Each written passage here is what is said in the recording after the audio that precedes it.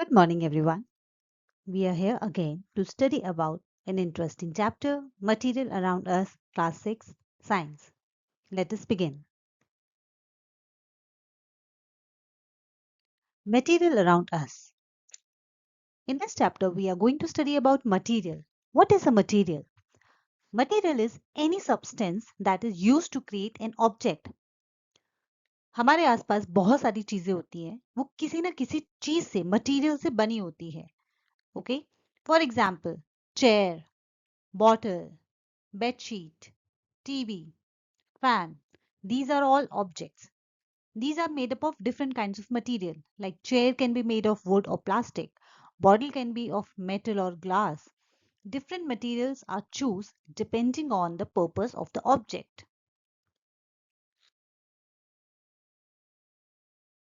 How to group material? Different kind of things or the material can be grouped according to their properties. This will help us understand the use and the characteristics of the materials. Right? जितने भी हमारे materials होते हैं हम उनको उनकी basic properties के according classify कर देते हैं so that it is easy for us to assemble all those material into a particular categories. For example, common ways to classify materials are according to the shape, color, hardness or softness, shiny or dull surfaces, and the type of material used.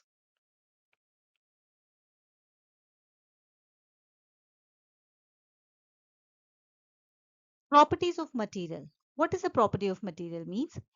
Different materials have different properties, and these properties help us understand how materials behave when they can be used. Right? So जो भी हम materials use करते हैं object बनाने के लिए उनकी different properties होती हैं. उसी properties की वजह से हम उस particular material को लेते हैं एक object बनाने के लिए. So हम उन्हीं properties के बारे में आज पढ़ रहे हैं. So the first property of a material we are going to study here is appearance. Appearance means how do they look. Material often differ in how they look.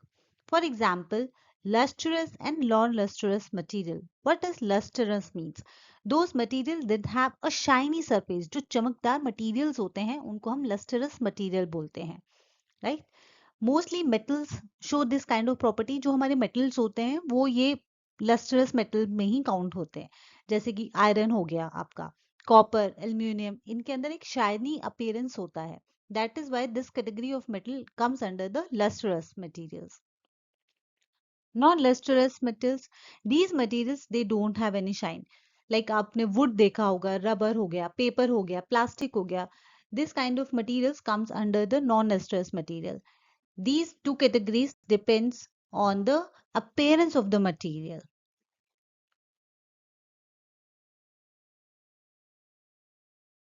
Hardness and softness. Soft materials क्या होते हैं?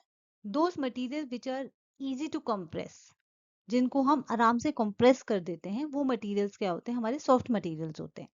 Similarly hard material which is difficult to compress और scratch, examples are iron and stone. And the soft material के examples जैसे आपने देखे होंगे, cotton हो गया, रबर हो गया, ये क्या है? हमारे सॉफ्ट मटेरियल के एग्जांपल्स हुए, जिसमें हमारा फैब्रिक भी आता है, वूल भी आता है, कॉटन भी आते हैं. और हार्ड मटेरियल्स जैसे कि वुड हो गया, कोई भी मेटल हो गया, सिरेमिक, आइस, जो ब्रिक्स वगैरह होते हैं, ये क्या होते हैं? ये हार्ड मटेरियल्स होते हैं.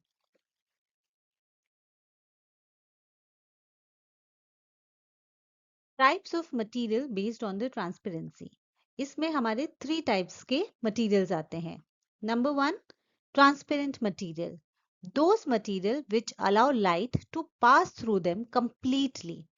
फॉर एग्जाम्पल, आपने देखा होगा अगर कोई भी मटेरियल होता है जिसके हम आर पार देख सकते हैं, वो हमारे ट्रांसपेरेंट मटेरियल्स कहलाते हैं. For example, glass. हम पानी के आर पार देख सकते हैं. हम एक ग्लास में पानी रखेंगे और उसके आर पार अगर हम लाइट को पास ऑन करेंगे then it will also pass through, और हम उसके आसपास भी देख सकते हैं. एयर, एयर भी हमारी ट्रांसपेरेंट है. हम ऐसा नहीं होता कि हम बोले कि अरे हवा आ रही है बीच में और हम सामने वाले को देख नहीं पाए. No. So these are the basic example of a transparent material. Second type of material is opaque material. Opaque material are those which do not allow light to pass through them. जिनके around, जिनके होने से हमारी जो light है वो बिल्कुल भी पास ऑन नहीं होती है। Those are called opaque material. For example आप उनको एक सॉलिड सरफेस बोल सकते हो या सॉलिड मटेरियल बोल सकते हो, जैसे कि वुड हो गया, स्टोन हो गया, कॉइन हो गया, ब्रिक्स हो गया। इनके थ्रू अगर हम लाइट को पास ऑन करने की कोशिश करेंगे तो लाइट हमारी बिल्कुल भी पास ऑन नहीं होगी। The third one is the translucent material. These material allow light to pass partially and the objects appear blurred. जैसे कि बटर पेपर हो गया या फ्रॉस्टेड ग्लास हो गया, हमें पता तो है कि हमारे इस मटेरियल के अपोजिट साइड में कुछ चीज है, बट वो हमें क्लियरली नहीं दिखाई देती है, वो हमें ब्लर्ड वे में दिखाई देती है। और उसके बेसिक एग्जांपल्स होते हैं butter paper, frosted glass etcetera.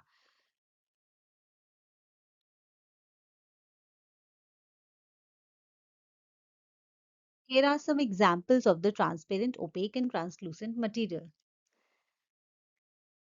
Glass, plastic, जो आपने प्लास्टिक के ग्लासेस देखे होंगे, वाटर हो गया हमारा, और हमारी विंडोज होते हैं, ये हमारे ट्रांसपेरेंट मटेरियल के एग्जाम्पल्स हैं। ओपेक में आते हैं जो भी हमारे सॉलिड मटेरियल्स होते हैं, जैसे भी कोई भी आप मटेरियल ले सकते हैं, बुक ले सकते हैं, डाइस ले सकते हैं, कबर्ड ले सकते हैं, चेयर ले सकते हैं. These comes under opaque material which do not let the light pass through them. Whereas the translucent materials are those which let some of the light to pass through them. It will look blurred. For example, आपका frosted glass हो गया, या आपके glass जिसके अंदर कुछ solution सा हो, या butter paper.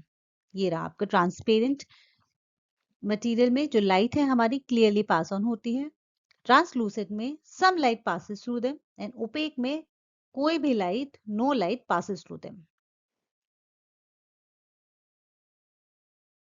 Fourth property of the material we are going to study here is soluble and insoluble material. It's very simple. Those material which dissolve in water are called soluble material. For example, आप sugar ले लेंगे या salt ले लेंगे. These are very easily soluble in water. So that is why they are called soluble material. Whereas insoluble, the word itself is saying that they are non-soluble in the water.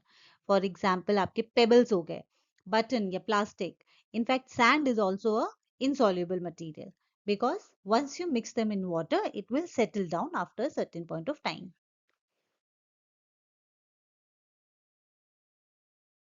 Heavy and light material. Material can also be grouped based on their mass and weight. Now, what is mass? Mass tells us how heavy or light an object is. Okay, जो भी हमारे object का wait होता है उसको हम मास बोलते हैं. वो हमारा कितना हैवी है ऑब्जेक्ट, उस चीज को रिप्रेजेंट करता है. और मास की यूनिट क्या होती है? Grams and kilograms. आप इसको वेट भी बोल सकते हैं. Object with more mass are heavier, while the object with less mass are lighter. Heavy object क्या करते हैं? पानी के अंदर ज्यादातर डूब जाते हैं, और जो कि लाइटर ऑब्जेक्ट होता है जिनका मास बहुत कम होता है, दे float on water. Another property is space and volume. Every object occupies some space. This space is called volume, and the volume is measured in liters and the milliliters. अब कोई भी object कोई स्पेस ऑक्यूपाई कर रहा है, उस space को हम बोलते हैं वॉल्यूम. फॉर एग्जाम्पल, आप वाटर को बॉटल में भर रहे हैं, तो वो जो स्पेस वाटर ने ऑक्यूपाई किया है उस बॉटल का, वो क्या होगा? उसका वॉल्यूम बोलते हैं हम उसे. सिमिलरली मास एंड वॉल्यूम क्या है? These are the two properties that are possessed by all the materials.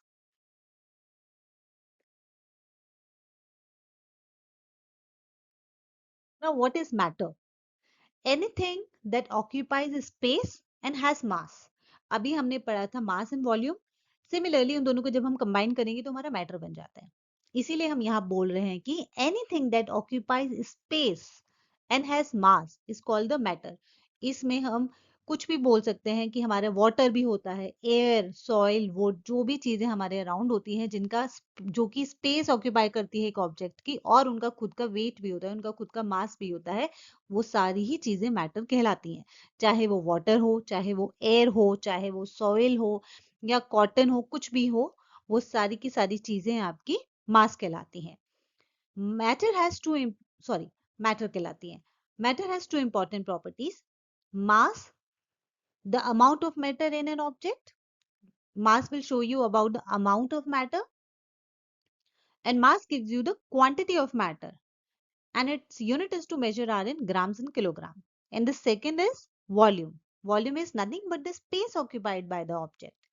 The space occupied by the matter is known as volume, and the unit to measure the volume are liters and milliliters. This was all for this chapter, materials around us. Hope you like this chapter. If you have any doubt, please comment and subscribe to my channel. Thank you.